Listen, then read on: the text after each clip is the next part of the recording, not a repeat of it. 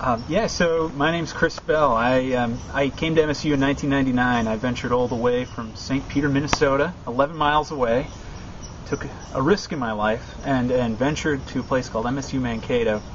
And I spent from 1999 to 2003 there in multiple roles. I think a few that I'm probably better known for would be Ebenezer Scrooge and Christmas Carol, Pseudolus, and A Funny Thing Happened on the Way to the Forum, and but one of my personal favorites was Frank Strang and Equus. I really enjoyed that role because it gave me an opportunity to get away from the musical comedy roles that I typically was cast in, and that's one reason why I really appreciated my time at MSU, is that they do produce so much that although you do find where your strengths lie, you are also offered an opportunity to push yourself and to take on roles that you wouldn't typically take on. And for myself, I really appreciated that aspect of the program. And when I left in 2003, it may have been the fact that I had just spent 22 years of my life in south central Minnesota, but I just burst like a bird out of a cage and spent the next 10 years of my life traveling around the United States and Europe doing different jobs. I started in the summer of 2003 working at a camp in Lake Tahoe, California, and it was there that I began to develop an interest in education and working with youth. And I met some wonderful Australians there, and through meeting those Australians, they inspired me to go to London. So I followed them to London, and I worked for several months at the Westminster Abbey. And actually, I met up with some MSU people while I was there, Mike and an old professor of ours, Nina Lenore, and they had brought a group of students over there for the winter session in London. And so that was really a really special part of my London experience, was to reconnect with MSU folk. And it was while I was in London that I reconnected with another MSU alum, Yvonne Johnson, who is directing a play that would go on to perform at the Edinburgh Fringe Festival. And she offered me a role in the show. And I then came back to Minnesota, and I was in the Twin Cities for a few months rehearsing that show, and then that summer we took it to the Edinburgh Fringe Festival. And it was with other MSU alum, such as Peter Simonson, Colin Wood, and it was written by Donovan Stolberg. So it was definitely MSU-heavy production. We took that to the Edinburgh Fringe Festival, which was a fantastic experience. And performed it there for about 3 weeks. But there was still something for myself. There was something else that I wanted to explore, and for me, I've always been interested in sociology and education. And I decided to take a year away from theater, and I joined the AmeriCorps, and I worked with middle school kids in New Hampshire. Developing after-school programming, doing one-on-one tutoring in class.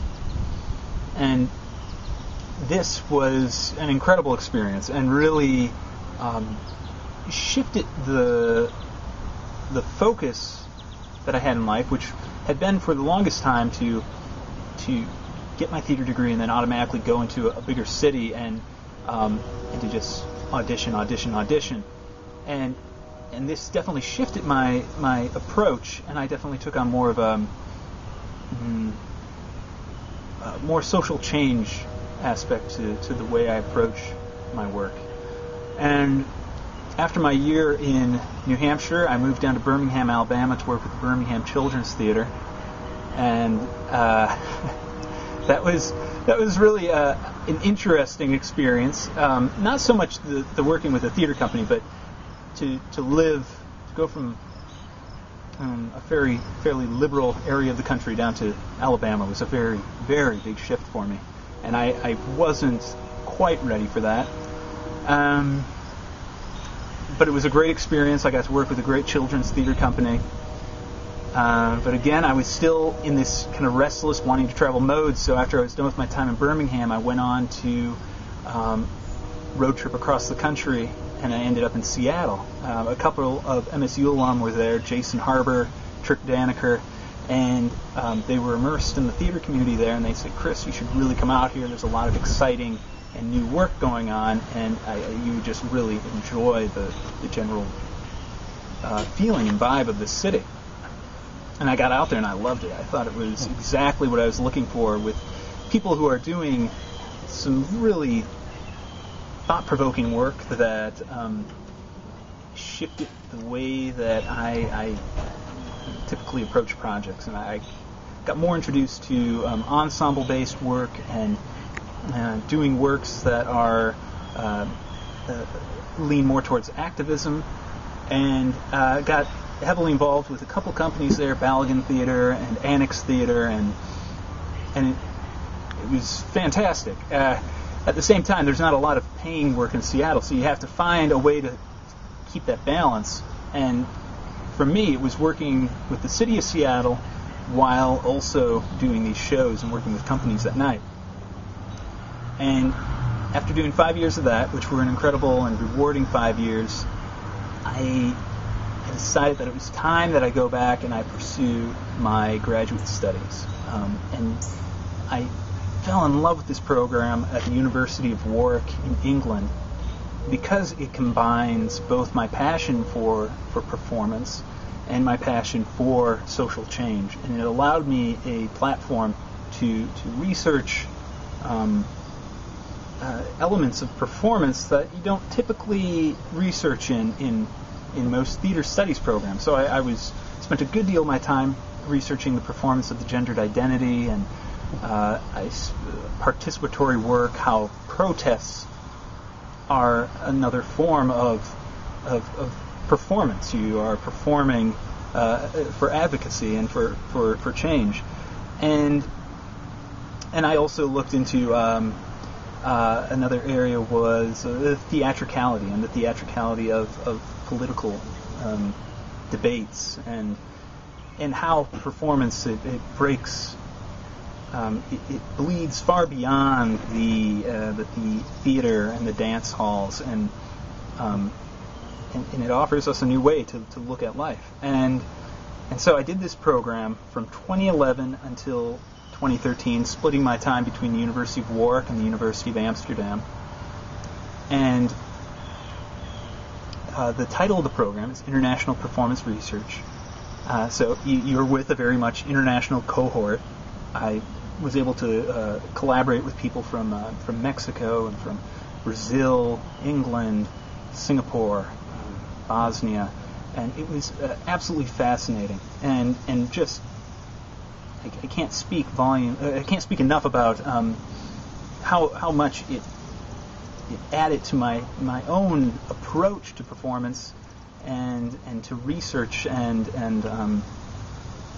unfortunately the program itself is no longer available. It was only it was part of a 5-year funding body. It got 5 years of funding through the European Union, so that funding period is up now. Otherwise, I would definitely recommend for people who are social change inclined to explore that program.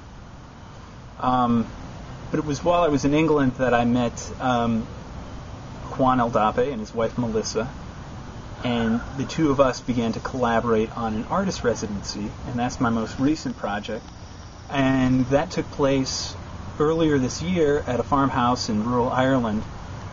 And how we approached that is we really wanted to ask the question, why exactly are we bringing an artist residency to this small village of 450 people? I think it's easy enough to just go in somewhere and do a show, but we were really interested in how do we create something that is that speaks to the local community, that incorporates the local community, that creates an exchange between artist and farmer. And so we went there in February. Our residency then happened in April, and it was a huge success. We did some really wonderful work around food production and farming practices. Got accumulated a wonderful body of knowledge and an archive on the local rural, the rural Ireland way of life, and from that archive we then extracted key moments and created a performance piece that took place on the farm itself, and which we video documented, and love for anyone to check that out if they have the chance. Yeah, we're actually going to release that on I think Vimeo later today. So, yeah, later today. And now we're looking at how we can expand upon that project and take this model that we've developed in Ireland, refine it, and apply it to farming communities throughout the world. And at the moment, we have our pipe dreams of taking the project to banana plantations in Brazil and places all throughout the world. In the end, we'll probably have to be a little more realistic, and we're very interested though in keeping the project going because food production is such an important issue, and I think that performance, that's one of the wonderful things about theater, is that it creates a space to convey a message and to inform a public. And the conversations, I mean, I'm sure many of you have been in the lobby after a show, and the conversations that happen in that lobby, there's just so much potential for performance to shift the way that we look at the world. And so we're really excited to keep growing that project. And that project was called? A PerFarmance project, PerFarmance, PerFarmance.